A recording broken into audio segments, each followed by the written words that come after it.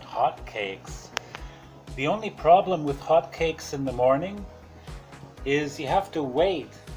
You have to wait for them to cook so you can load it up with jam or bananas or whatever. Luckily for me, delicious. There are two there.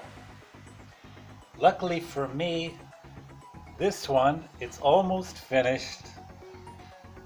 And in a few minutes down the hatch, I'm going to top this with jam, strawberry jam, and maybe some bananas too, and it's going to be delicious with coffee.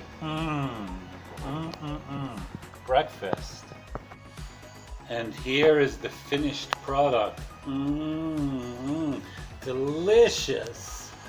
Grape jam. Oh, I can't wait to eat this.